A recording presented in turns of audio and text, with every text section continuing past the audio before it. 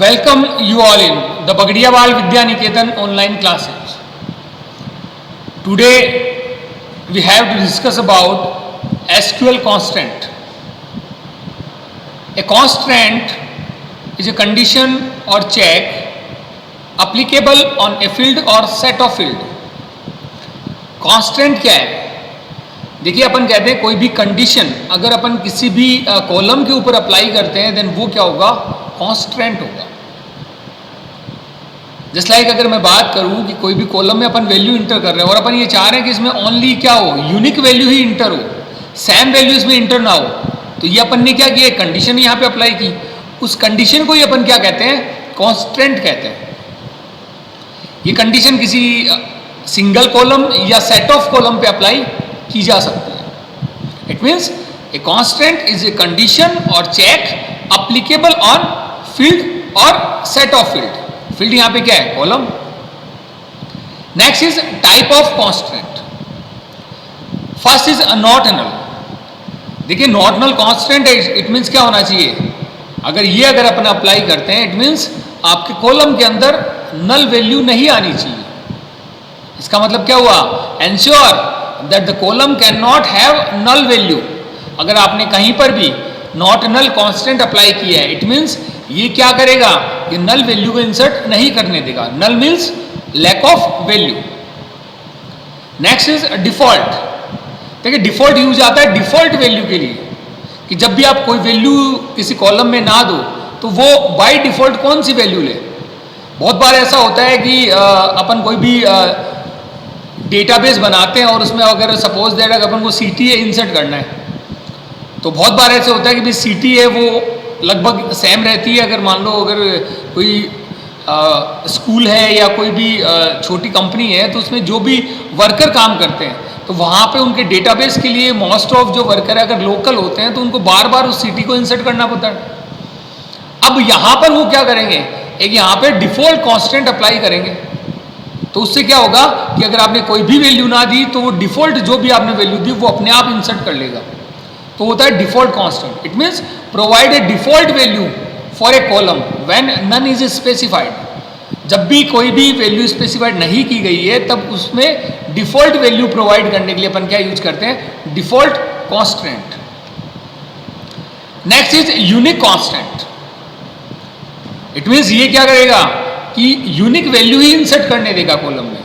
देखिए अगर अपन को कोई भी जो डेटा है वो रिकॉग्नाइज करना होता है किसी बड़े डेटाबेस से तो एक ऐसा कॉलम जरूर होता है जिसमें वैल्यू यूनिक होती है.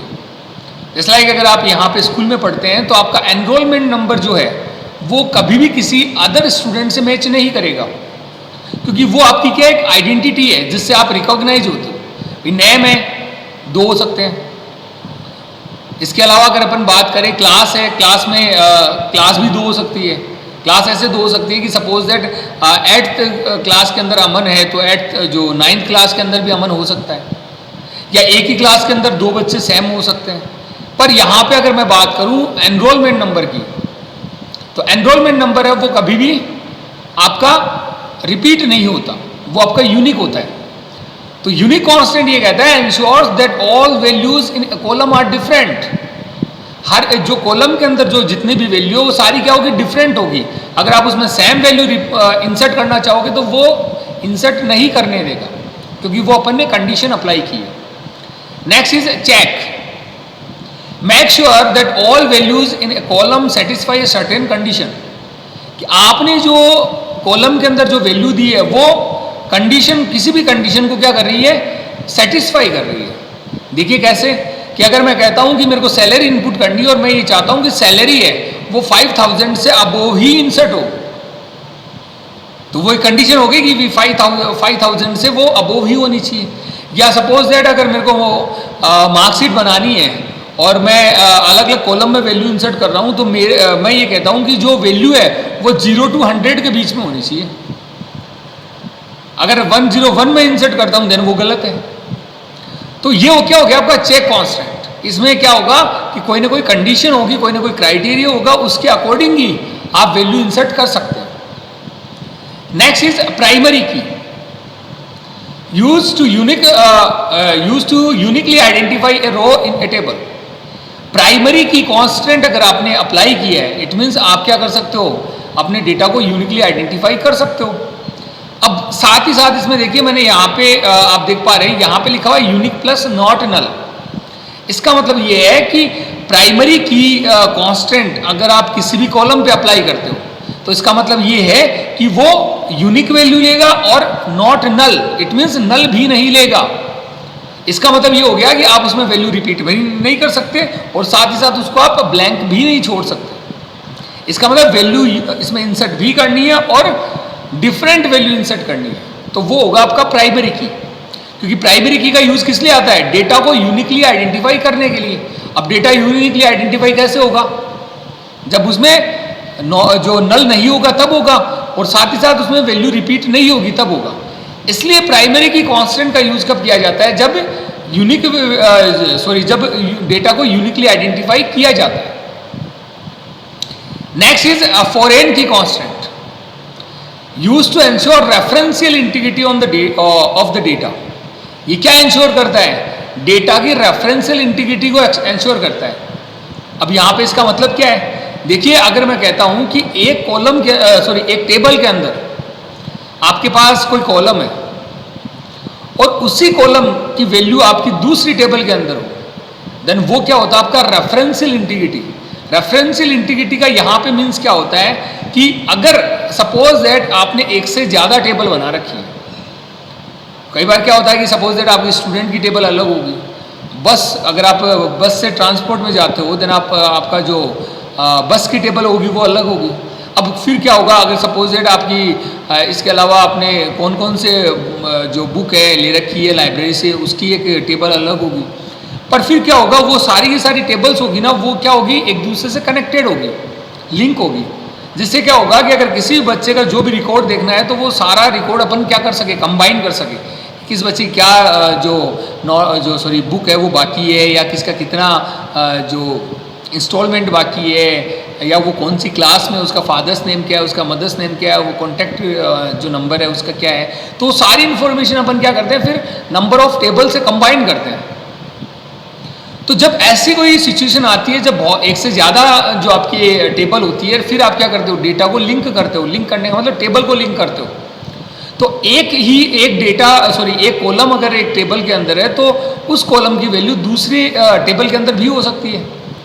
पर यहाँ पे फॉरेन की कांस्टेंट क्या कहता है कि अगर आपने एक टेबल को दूसरी टेबल से लिंक कर दिया, इट मीन्स उसका फर्स्ट टेबल का कोई भी कॉलम है दूसरी टेबल के अंदर होगा, तो दूसरी टेबल से आप डेटा को डिलीट नहीं कर सकते जब तक कि आप प्राइमरी की से प्राइमरी टेबल है उससे आप डेटा को डिलीट ना करें।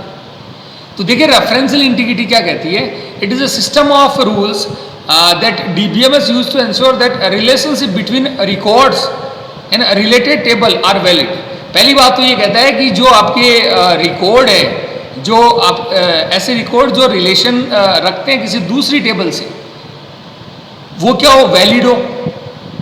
दूसरी बात ये क्या कहता है, and that user don't accidentally delete और चेंज रिलेटेड डेटा। और जो यूजर है वो एक्सीडेंटली डेटा को डिलीट या चेंज ना कर सके। तो कहने का मेरा मतलब यहाँ पे ये है कि foreign key constant referential integrity को शो करता है, इंश्योर करता है रेफरेंशियल इंटीग्रिटी से। और रेफरेंशियल इंटीग्रिटी क्या कहती है कि आप अगर एक टेबल है दूसरी टेबल से लिंक है, इट मीन्स जो एक रिकॉर्ड है दूसरे रिकॉर्ड से क्या होगा, लिंक होगा, रिलेशन में होगा। और रिलेशन में होगा इट मीन्स अगर आप दूसरी टेबल के अंदर कोई चेंज करना चाहते हैं या डेटा को डिलीट करना चाहते हैं तो वो ना हो जब तक कि आप प्राइमरी टेबल में चेंज नहीं करो। तो ये होता आपका फॉरेन की कांस्टेंट। तो अपन ने पढ़ा क्या, आज कांस्टेंट पढ़े। कांस्टेंट के अंदर था अपना सबसे पहले not null, default, unique, check, primary key और फॉरेन। इसके बाद में अपन बात कर रहे हैं कि चेक कांस्टेंट है वो MySQL के अंदर अप्लाई नहीं होता। जो चेक कांस्टेंट है वो आपकी MySQL जो आपका अपन जो सॉफ्टवेयर काम में लेते हैं उसमें अप्लाई नहीं होगा। तो ये अपने कांस्टेंट मीन्स कोई ना कोई कंडीशन जो अपन अप्लाई करते हैं किसके ऊपर, किसी सिंगल कॉलम या सेट ऑफ कॉलम पे, या अपन कह सकते हैं सिंगल फील्ड या फिर सेट ऑफ फील्ड पर। तो ये आपके कांस्टेंट। Thank you.